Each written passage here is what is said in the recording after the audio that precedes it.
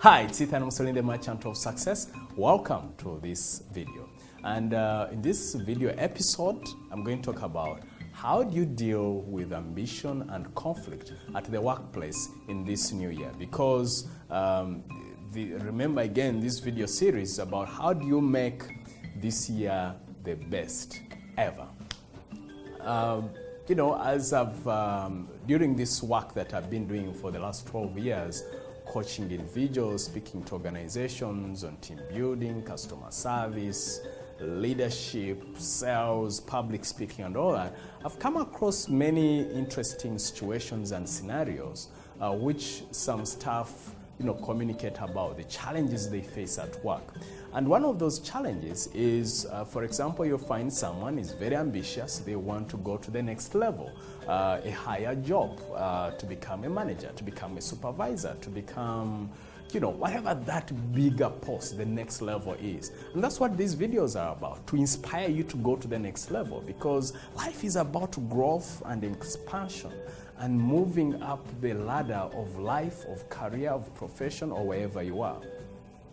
But I've also had scenarios where you find yourself, you believe you can do something, you believe you can go to the higher level, and yet someone else does not have as much belief in you.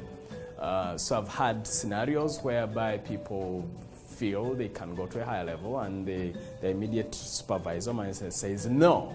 And sometimes such scenarios even escalate to a level of conflict whereby now if you choose to go, I've heard of stories where someone goes to an even higher level to say, hey, I believe I can do this, and all of a sudden it becomes this huge conflict, and yet you have this ambition. So how do you balance both ambition and conflict? Well, I have some thoughts for you if you've ever found yourself in that situation. Number one is never ever lose your capacity to be ambitious, to expand, to ask, and to go to the next level. So always remember that as number one, because if you're not growing, you're decaying or regressing. So just remember that. Number two, if you believe that you deserve to be in a higher position, there are two things. One is demonstrate your capacity. Showcase that you've outgrown your position. Meaning, if you are given a target of 12, go to a target number 15 to demonstrate to whoever gave you that task that, hey, you know what, this fellow has outgrown their position. Number two, also whenever there are opportunities to showcase your abilities in a certain area that you're targeting, go there. Start showcasing what you can do. Support people in that area of work. Just make sure that so that way you're consciously but strategically marketing yourself as to who you can be and what you can do. Don't become very bossy in the moment. Just become as a helper, as a servant, very humble but efficient and effective. Because sometimes what rubs people the wrong way is when they see people being boisterous, wanting to shake things all up. So you have to be very careful as you're strategically marketing yourself, so to speak. And then number three, instead of demanding, persuade, influence. Instead of saying, hey, this I can do, just say, you know what, I believe I can be of support here because of A, B, C, D, and G. And then be gentle in your persuasion. Now, there are people who will block you, A, because they believe you are not capable, or B, they might even be jealous, outright jealous, or fearful that you're outgrowing your wings, or that you might shake them off their plate where they are, so to speak. So there are those personalities. So what do? If I were you, of course, I would go and start looking for the power shakers and movers and gently ask them for their support and for their advice. But at the same time, assuming you are clashing with someone, you could, if you notice that your manager was against you, if I were you, I would say, look, I pray that you talk to them in confidence. Say, look, I pray that you handle this carefully and tactfully, because the truth is my manager is against this, or my manager is not supportive of this. So you do that. Now, truth is sometimes you confide in someone and they violate confidentiality.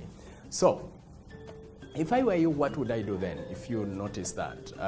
One is, if that is ever done and you notice your confidentiality was violated and now it is a whole drama at the office, I'll do two things. One is, I would absolutely do two things. One is, I would make sure that I do my very best still in the job that I have.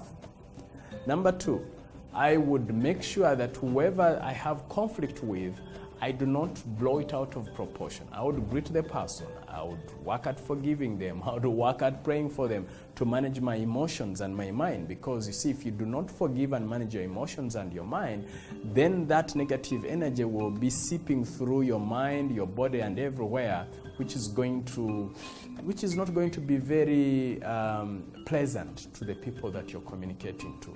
So you need to manage your emotions, your mind throughout. Number three, if there is an outlet, please, again, apply. Keep pushing. Ask for your right. And you have to ask for it calmly but firmly.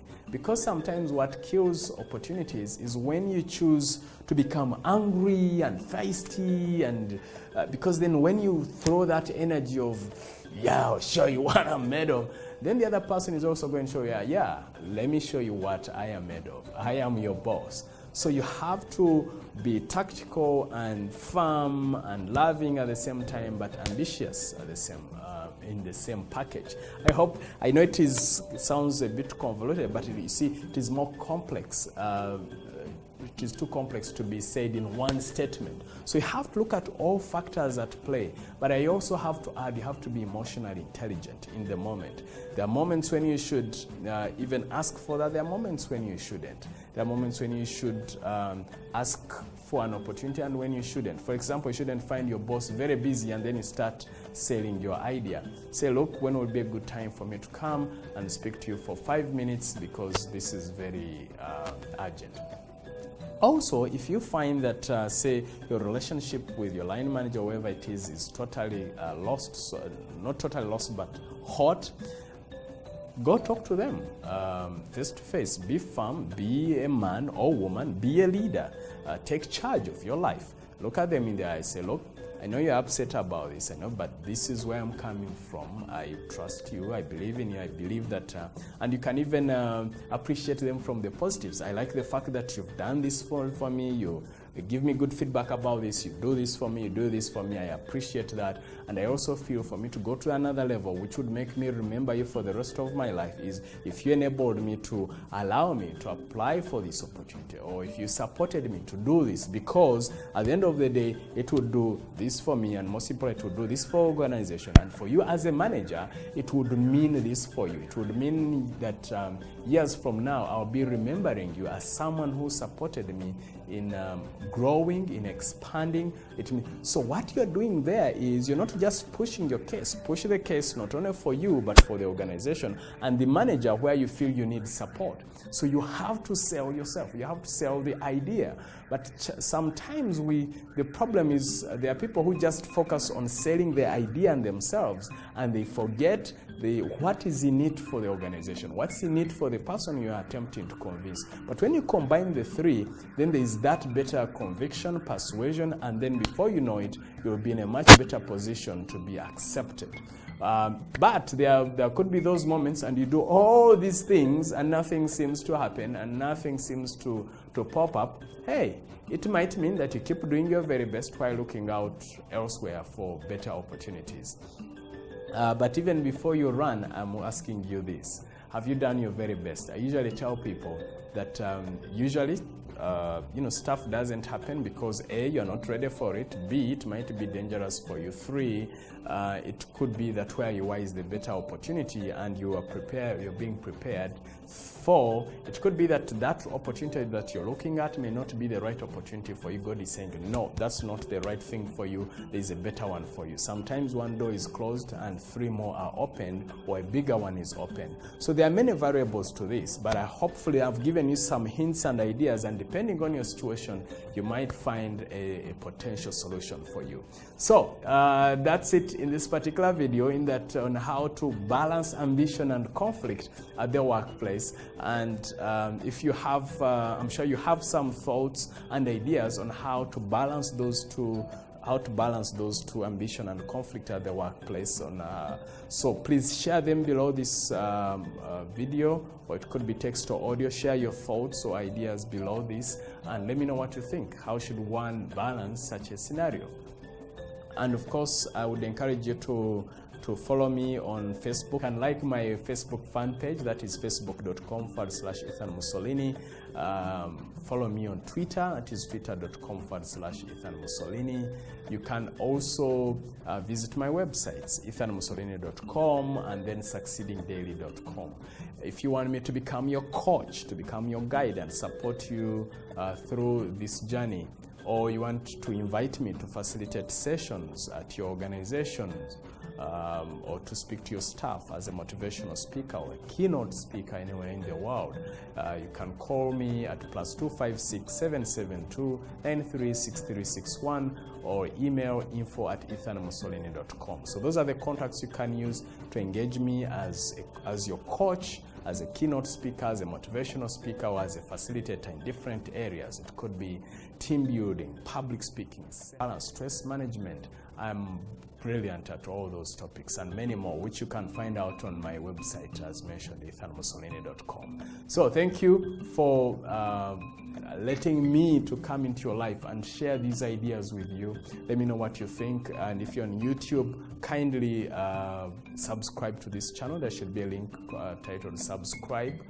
Like this video, share it, share this content, whether you're sharing, it could be video, audio, or text, depending on which modality you're accessing. Share it. Let's share the good news with the world.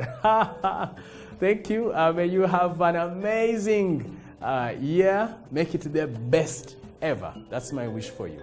Bye-bye.